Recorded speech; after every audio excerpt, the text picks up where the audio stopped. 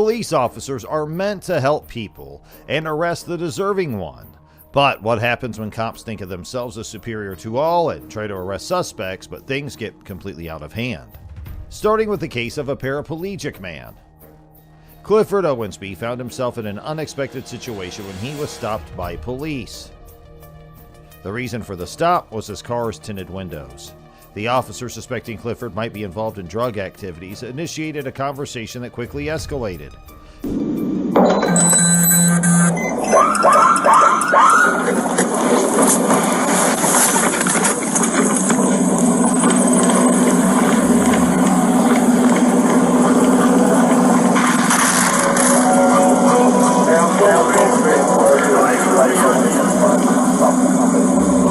Clifford, surprised by the stop, was asked for his ID and told he was not free to leave. The officer then asked Clifford to turn off the car and unbuckle his seatbelt, signaling him to step out. Clifford explained he was unable to step out without assistance due to his paraplegia. The officer offered to help, but Clifford was adamant that it wouldn't be possible. He insisted he would not exit the vehicle and warned of a potential lawsuit if the officer touched him without cause. The situation intensified as Clifford called for witnesses with cameras to document the unfolding events. The officer, growing impatient, threatened to drag Clifford out, while Clifford repeatedly stated he was a paraplegic and could be hurt if removed improperly. Oh, to be free around the car. You have to be out of the car. I can't get out of the vehicle, sir. Sir, I'm going to assist you. No, you're not. No, you're not. No, you're not. You're not going to touch me, and I'm definitely not about to touch me, and I'm about to go ahead and get somebody on the line, because it will be a lawsuit if you put your hands on me for no reason, bro. Clifford's pleas for help and his repeated declarations of being a paraplegic were met with the officer's insistence on his exit from the vehicle. Despite his protests and calls for help, the officer seemed determined to remove him from the car, leading to a distressing scene where Clifford's fears of injury were vocalized amidst the chaos. Starting with the case of Clifford Owensby, a paraplegic man, we find a situation that unfolds with complexity and tension. Clifford was stopped by police due to the tinted windows on his car. The officer suspected him of drug dealing, leading to an interaction that would soon escalate. Clifford, confronted with a request for his ID and told he was not free to leave, was then asked to step out of the car, and he explained his inability to do so without help because of his condition. Witness, what's going on? I'm not getting out. I just told you I'm a paraplegic. I cannot get out. I do not have to. I do not have to. Can you call your white shirt, please? If you pull me out of here, you better expect. So here's the thing. I'm gonna pull you out, and then I'll call a white shirt because you're getting out of the car. That's not an option. You're getting out of this car, so you can cooperate and get out of the car. I'll drag you out of the car. Do you see your two options here? What would you like to do, sir? Now, which would you like to do, sir? I would like for you to call your white shirt. I will. Get out of the car. Come on, bro. Get out of the car. Get out of the car. Listen, get out of the car. I am a paraplegic, bro. You can fucking hurt me. Get out of the car. You can hurt me, bro. Get out of the car. Get out of the car. What are y'all doing, bro? The officer offered assistance, but Clifford was firm in his refusal, fearing potential harm and legal repercussions. He called for witnesses, anticipating the need for documentation of the encounter. As the officers' patience waned, they threatened to remove him by force. Clifford's repeated declarations of his paraplegia were met with insistence from the officers. The tension rose as Clifford sought to have others witness the event, calling for people with cameras to come to the scene. Despite his protest, the officer seemed determined to extract him from the vehicle. Clifford's calls for help and his assertion of being a paraplegic were met with the officer's unyielding demands. The situation reached a distressing climax as Clifford's fears of injury were vocalized amidst the chaos. The encounter, marked by Clifford's cries and the officer's demands, underscored the challenges faced in such confrontations, especially when disabilities are involved. In such encounters, police officers often request individuals to step out of their vehicles during traffic stops. This is a standard procedure aimed at ensuring officer safety and aiding investigations. The situations can become complicated when the person in question has a disability. For example, a paraplegic individual cannot comply with such a request in the usual manner. In these cases, the Americans with Disabilities Act mandates that officers provide reasonable accommodations. The officer's decision to forcibly remove him from his vehicle and throw him to the ground is alarming and raises questions about the use of excessive force. Also, Clifford's 3-year-old child is present in the car, adding to the gravity of the situation. The potential trauma for the child witnessing such an event cannot be overstated. Clifford asserts his disability, stating he's paraplegic and has complied with all requests. He urges the officers to call anyone they deem necessary, reiterating his condition.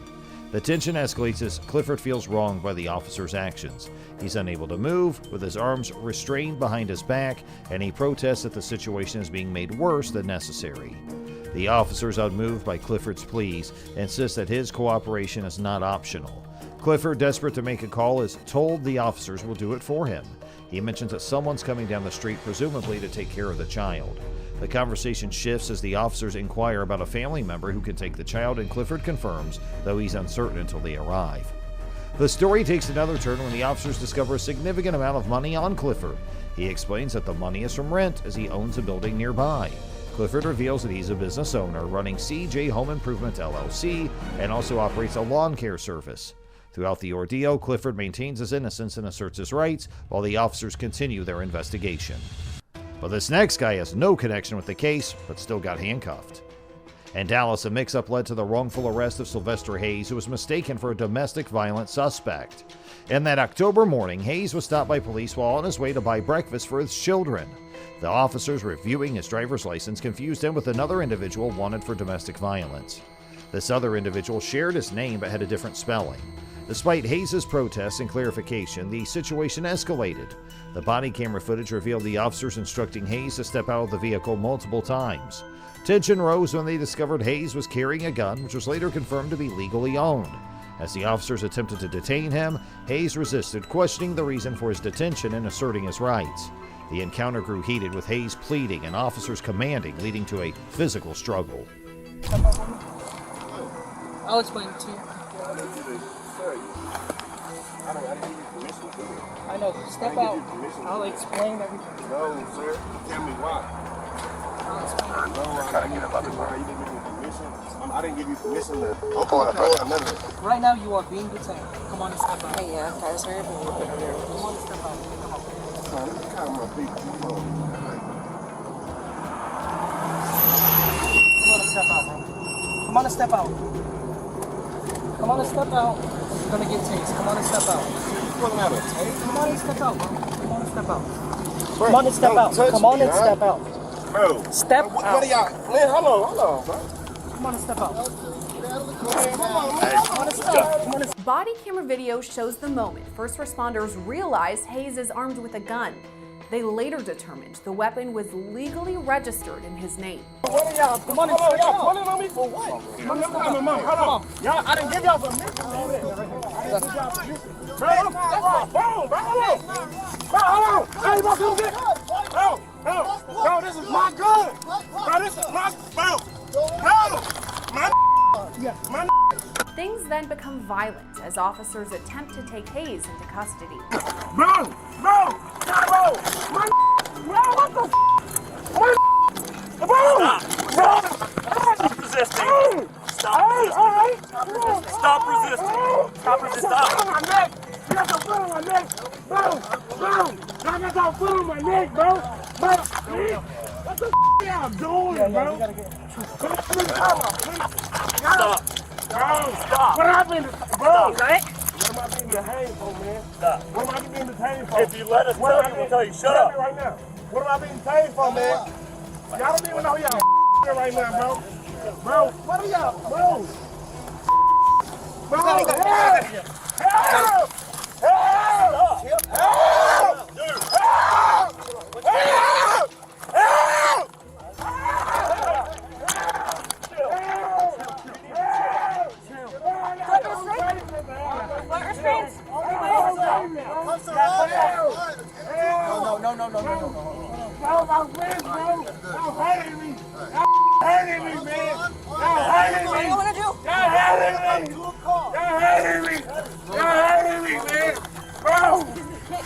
No, I'm not, man. Bro, look at y'all.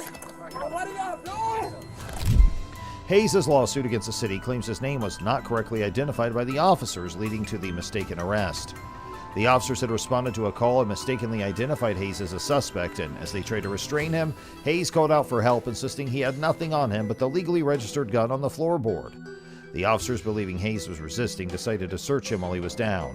Hayes pleaded with officers, telling them they were making a mistake and that they would be in trouble for their actions.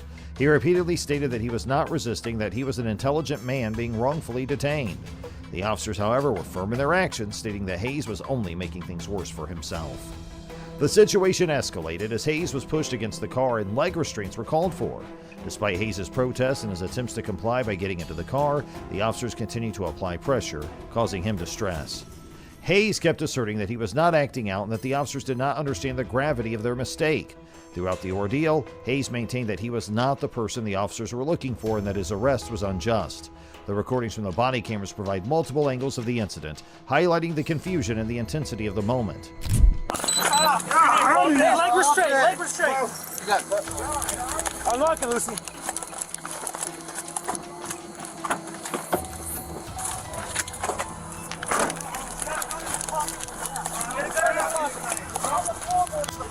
Hold it off. That is our job. It isn't my name. Bro, you're questioning my pressure. Stop. Bro, You're getting this because you're acting this way. This is 100%, and I'm not your okay? bro, y'all are hurting me, bro. You You twisting my body way. Bro! Stop. Bro, you are pressing. I know I'm pressing your pressure point All right. because you're acting stupid. Bro, you. Stop. I'm a very intelligent black man. Stop. I don't Alright. care. All right. Right now, Bro, you're acting bro, all right, let me in the car. I get in the car. I get in the car. I'm telling you, I get in the car. I'm telling you right now, I get in the car. Bro, I'm no. going to let you. Bro, you're hurting me. You're hurting me. Bro, let me out. Bro. Stop. Stop. Bro, look at me. Stop. Bro, look at you hurting me, man. You're the one acting Bro, this way. y'all. You Y'all are in the big one. trouble, bro. Y'all don't even understand. Y'all in big trouble. Go for it. I don't care. Y'all in big trouble. You are under arrest. Additional recordings show Hayes' arrest from a new perspective.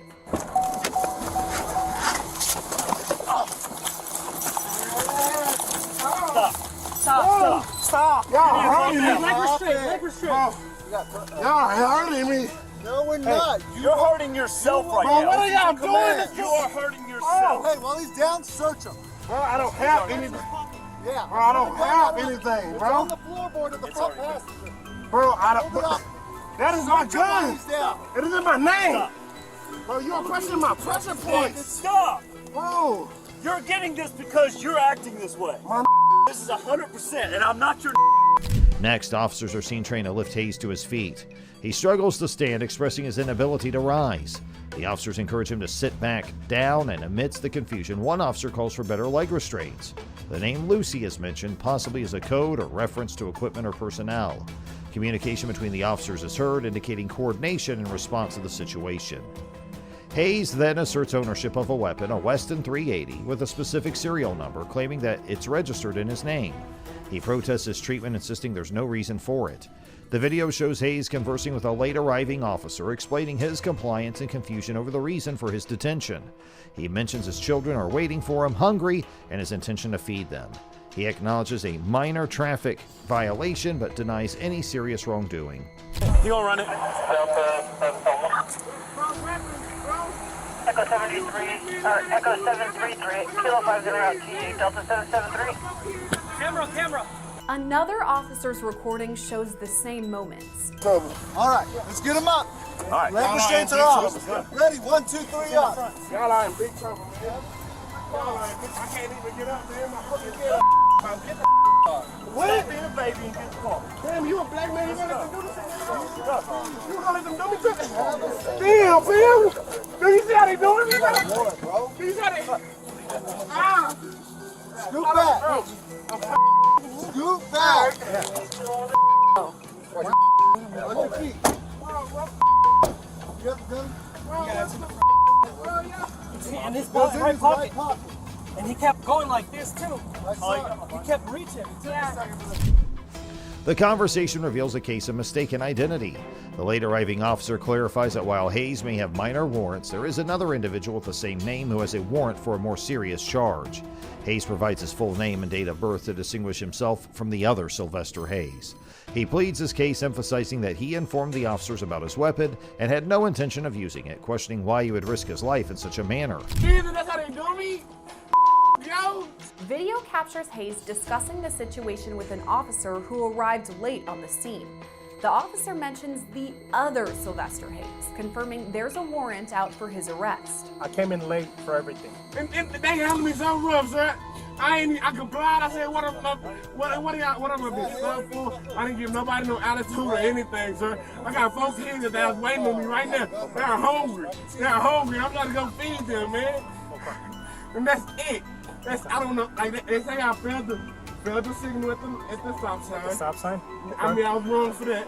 Yes. So that was the reason for contact for the stop. Okay. Yes, I understand that. And I was gonna tell them, like, what am I being detained for? I don't have any warrants. My name is. I mean, I have warrants maybe for speeding or something like that, but what is your name? Not for family violence or anything. What is your name? Sylvester Hayes. Sylvester Hayes. A name of a champion. And they doing it because I don't know if it's because my skin is. It has nothing to do with the skin. Look how they handled me, sir. I didn't do anything. There was a gun, right? But I wasn't pulling. I told him I had a weapon. I told him this. Okay. I told him this. This is my name. Okay. If they run it, it's going to say Sylvester Hayes. Okay, Mr. Hayes. So, and I don't know all the story, but there is another Sylvester Hayes, right? So give me a second, right? And that Sylvester Hayes does have a warrant. Then maybe I'm the third, man. Okay, so your last name is Hayes? Hayes, Sylvester Hayes the third. S-I-L-V-E-S-T-E-R. Okay, and then your date of birth? February 23rd, 1996. Okay. And I'm the third.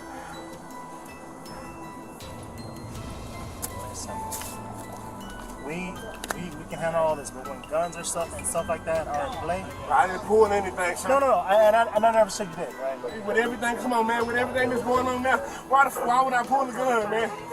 I ain't trying to be another. In the midst of a chaotic scene, Hayes pleads for understanding, stressing he is fighting for his life and the well-being of his 4 children at home. He expresses frustration over the situation, feeling targeted for no reason. Hayes insists on his innocence, mentioning his job and aspirations for security, akin to that of the officers. He questions the officer's treatment of him, asserting that he did nothing to warrant such rough handling. An officer responds, acknowledging Hayes' concerns and apologizing if he felt mistreated. The officer explains that the presence of a gun during a traffic stop necessitates caution and further checks. Hayes clarifies that the gun is legally his and not stolen, expressing disbelief that the officers are unaware of his aunt, hinting at a personal connection that should have informed their approach. Hayes defends his character, declaring himself an intelligent man with a supportive family. He challenges the officer's perception of him based solely on his appearance. Despite the tense situation, Hayes remained compliant, emphasizing that he did not resist or disrespect the officers. The conversation shifts as Hayes seeks to understand the officer's role, learning that he is part of a team. The officer, attempting to de-escalate the situation, assures Hayes that he will be checked out and promises to clarify the circumstances. I'm an intelligent black man, man. I understand. Come on, I just look like this, man. Looks have nothing to do But I'm with just it, saying how they roughing me up, how they handle me like this, like I'm some. I didn't come at them disrespectful. I didn't like, hey, you bitch, you fool. Yeah, because we pulled up and everybody was fighting, and we just wanted to just end it Exactly, right it was because of them. I didn't say anything, man. I was complaining. If they had their radio on, I was complaining, man. If they had their camera on, I was complaining. Like, come on, man. Like this, it shouldn't even have to be all this, man. there. I got you. Are you the chief, or like what are you doing? Yeah. So I'm part of this team. So this is all my team. Like all these dudes are my teammates. Come on, man. You need a better team, man. You need a better team, man. And that's why I'd rather talk to everybody. Good, right, wrong, indifferent. I really appreciate you. I'll talk to everybody. You, man. At least you trying to, like you, they didn't even try to hear me, man. Okay. No, I'm just putting my hand up here. Huh? I'm just putting my hand up here. Oh, okay, man. I'm like, so they'll check you out, and like what I said, let me figure out what's going on here, and I'll talk to you. Okay? all right. Give me a second. The officers who initially pulled Hayes over start to recount the events. They were checking vehicles near a church when they decided to run the plates of Hayes' Hyundai. The car's registration brought up a red flag in their system, indicating a warrant for continuous family violence. They lost sight of Hayes for a moment, but soon spotted his car again. They followed him to Southern Oaks, where he failed to signal properly at a stop sign. This traffic violation gave them a reason to pull him over. When asked for his ID, which he provided, it matched the name under the warrant. The officers then asked Hayes to step out of the car because his behavior was odd. Hayes resisted, asking why he needed to exit the vehicle. That's when the situation escalated and a struggle ensued as they tried to remove him from the car. During the scuffle, one officer noticed a gun in Hayes' pocket. The officers debated whether Hayes was a felon, which he was not, and discussed the charges they could press. They considered unlawful carrying of a weapon and resisting arrest. Was on AIS, had continuous family violence, warrant. So then we get behind him up here because we see the car moving on Illinois. So we catch up to it and we get up here to Southern Oaks. And he fails to signal within 100 feet from the stop sign here at Southern Oaks and Overton. And as soon as he came up here, we obviously pulled him over. So you got the reason for contact? Yeah. So I pulled up to the car and I'm like, hey man, look, you got pulled over for this, this, and this. And he was like, well, that's not fair because you were watching me from the other side. I was like, yeah, we were on the other side of the light, but you were crossing. So obviously, you know what I mean? Yeah. So then I was just like, you have your ID with you. And so he gives it to me. And obviously I handed it over to her and she's like, Sylvester Hayes, like that's the name that was under warrant. But so you got a good warrant? Well, there's I guess a lot of He does have tickets. He does have the tickets. So when I'm like, hey bro, so in order for us to be able to like fully investigate, like, because he was already acting weird, so I'm like, hey bro, like he was already giving him trouble. I'm like, can you just step out of the car for us? Like, let's go to the back of the car. And at that point, he was like, for what? For what? And I'm like, bro, come on, man. And so that's whenever Reggie pulled up, and we tried to get him out of the car, and the flight was on. Okay. And then I was like, bro, come on. So you got jail traffic, resisting arrest, right? Yeah, we have failed to signal 100 feet, and then he has tickets. He had a gun in his pocket, because he kept going like this. That's why he was acting so crazy. Okay, because he had a pistol in his freaking pocket. So, and at that point, whenever we were trying to get him out of the car, Whitman was on the other side. He was like, gun, right pocket, gun. Yeah. Okay. So, is he a felon? He has not been convicted. Or no felon? No felon. We have UCW resisting. Resisting? Okay. Resisting because... Well, I don't know if we were going to be able to put the resistant because you can't resist detention. You can get him out of the car, but I mean, if the fight is on. So who was on the driver's side? I was. So he was listening to your commands at the time, right? No, he was not. As soon as I had to open the door when I was like, hey, come on, let's step out. Because Whitman saw the gun. Well, that's a safety at this point, right? He saw the gun while we were trying to get him out of the car. So you got, you know what I'm saying? Yeah. Okay. So when he was sitting down and we were, like me, Reggie, and I forget who else was next to me, we're trying to pull him out of the car. Okay. That's whenever Whitman was trying to push him out. He was like, gun, right pocket, gun, right pocket. Okay. So. But based on your investigation, you have probable cause to stop him because y'all looked at his name in his picture earlier and could identify him? We couldn't see it in the car. However, they were uncertain if the resistance charge would hold since Hayes was only resisting detention, not arrest. The confusion arose with another individual sharing a similar name, and this error led to Sylvester's arrest, which had dire consequences for him. He lost his job and his home, a devastating blow to his life. Sylvester believes his rights were disregarded during the arrest process. He claims he was targeted because of his race, which resulted in his wrongful detention. Now Sylvester's taking legal action. He has filed a lawsuit that accuses the authorities of using excessive force and making an unlawful arrest. He is determined to seek justice through a jury trial and is asking for punitive damages and compensation for legal costs. But this next woman would just become a millionaire after this incident. In a quiet parking lot, an officer approaches a family waiting to visit Starbucks. The officer explains his presence is due to a recent car break-ins. He's been patrolling the area every morning because that's when the incidents occur. The family, just hanging out, had just arrived. The officer notes the car's Nevada plates and learns it's a rental from Oakland. Police may request identification if they suspect criminal activity, but mere presence in a high-crime area isn't enough for reasonable suspicion. The family's reluctance to provide ID without clear justification shows the importance of understanding one's rights and the law's boundaries. The officer's duty to investigate is clear, but so is their family's right to go about their business undisturbed. Auto break-ins in this parking lot every morning around this time. So I've been driving around here, okay, and I noticed that you guys aren't doing nothing but hanging out. Yeah, I just got in from And Vegas. so, okay, well that. This morning, I've been driving all night. Okay. Takes 8 hours to get here. Well, relax. That's my reason why I'm talking to you. I'm from here, so I'm not. Okay. This is a rental car from the Bay Area from Oakland. Okay. Just because it's got Nevada plates, it's not a. It's not a Nevada car. No, I'm not Nevada. Okay. Do you have your ID on you? Yeah. Okay, so wait a minute. Now, why are you asking for my ID? You just explained to me about the break-in. Right. But why did you explain to me about the my ID? What's that about? What did I do? What kind of crime did I commit? What kind of crime did you commit? Yeah, I'm asking Well, you. haven't. Ask me for my ID. Yeah, you have to give me your ID. Why do I have to give you my ID? Why? I don't have to give you my ID because I haven't did anything.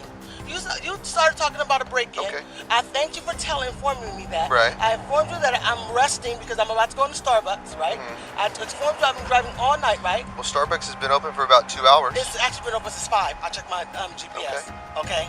Are you doing anything wrong? No, I'm not. So then what's the big deal? I don't have to give you my ID. I'm not doing anything Yeah, wrong. you do. No, I don't. No, I don't. No, You don't? I know the law. I don't have to give you my ID. I'm not doing anything wrong. I have not did anything wrong. So I'm not did anything wrong. So what you're doing now is leading me to believe that you might be doing something wrong. No, I'm not doing that. So don't try to trump up no charges. I saw like get your phone out, start recording. The mother insists on her innocence and the lack of any wrongdoing. The officer, however, seems determined to escalate the encounter. The mother is adamant about not providing her ID without a valid reason, asserting her rights. She points out that everything is being recorded by her camera, hoping to assure fairness. The officer questions her local residency and asks for a driver's license, which she affirms to possess. Yet she refuses to show it, questioning the officer's authority and demanding to speak with a supervisor. The situation intensifies as the officer accuses her of non-cooperation and she accuses him of harassment. The mother calls the police, seeking help against what she perceives as harassment. She explains she was merely resting in her car, planning to visit Starbucks. The officer, unmoved, threatens arrest, causing further distress. The mother pleads for understanding, emphasizing they've done nothing wrong. The confrontation reaches a boiling point as the officer attempts to detain them. The mother's refusal to exit the vehicle leads to a physical tug-of-war.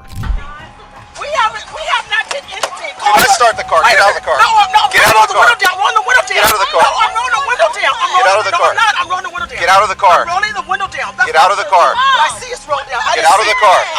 Get out of the car. No, I'm not. Get out of the car. I haven't did anything. I'll get out. Just don't pull on me. I'll get out. All right, get out of the car. Call the police. Get out of the car. Get somebody here. Get out of the car. Get out of the car. This is your last chance to get out of the car, or I'm placing you. No, you're not placing me under arrest. Or I'm placing you under arrest. I'm calling someone. Get out of the car. I am. You don't have to pull me. I'm getting out now. Then get out. Stop it. Then get out. Stop it. You're gonna get in a lot of trouble. So That's fine. Stand right here. The officers demanded identification without clear justification. The family, confident that they had not committed any crime, resisted. The situation escalated quickly. Officers insisted on detaining them, threatening jail for non-compliance. The family stood their ground, asserting their innocence and rights. They questioned the officers' actions, seeking answers, and their superior. Amidst the confusion, one officer demanded the driver's license, which was in a black wallet by the individual's feet, and the recording of the incident, however, was incomplete. We haven't done anything. I haven't even committed a crime. Exactly. Put your hands behind your back. Don't worry. Don't worry. We're going to the sheriff right now. We have 2 detained, working on a third. We're getting an attorney. We Walk haven't done anything. Walk over here. I haven't done anything. Walk over here. I haven't done anything. Face this car. I have not done anything. Don't worry. Don't worry. Don't worry. Don't worry. I don't have no weapons on me. Don't worry. Don't worry. Don't worry. You can't even answer me. Hey, don't worry. We're going to go to the sheriff department. Don't worry. Don't worry. I saw you. Put your hands behind your back or you're going to jail. Put your hands behind your back. Put your hands behind your back. You're going to get fired. You're going to jail. You're going to get fired. That's fine. You're going to get fired. You watch. Don't worry. I saw it. We got a lawsuit. Don't worry. We haven't done nothing. We got a lawsuit. No, I haven't. We have a lawsuit. Don't worry. We have a lawsuit. Put your hands behind your back. Put your hands behind your back. Don't worry. That's fine. We have a lawsuit. Excuse me, officer. Can you make some sense out of this? We haven't done anything. All right, walk with me over here. We haven't done anything. We're detaining a third. We haven't done anything. We haven't done We're in code anything. 4. All of a sudden we're getting arrested. Wait a minute. Is this car open? We did. Is this car open? We haven't. Excuse me. We haven't done anything. So can you get your? I asked for. I don't have a weapon on me. I'm just checking. I asked for his superior, his supervisor. I asked for a supervisor. Grab a seat. Isn't that how things work, man? No, what are you talking about? We haven't did anything. Kick your feet You up. don't demand what we do. No, I'm not demanding anything.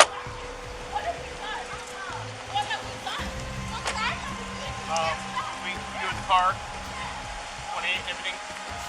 Ran the 6 and all that. Not yet. 31 Adam. Can I get the last 6?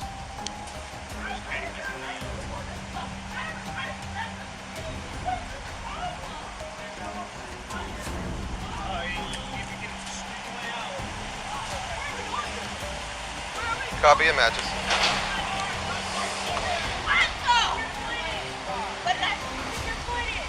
Right now, you're not putting your foot in the car. I'm asking you. You are not following our instructions. I'm asking you a question. Why am I being arrested? Right now, you're being arrested because you're not. What did I do to be arrested? What led up to this? Can you answer that honestly? You cannot. You won't let me. You won't shut up. Listen to me.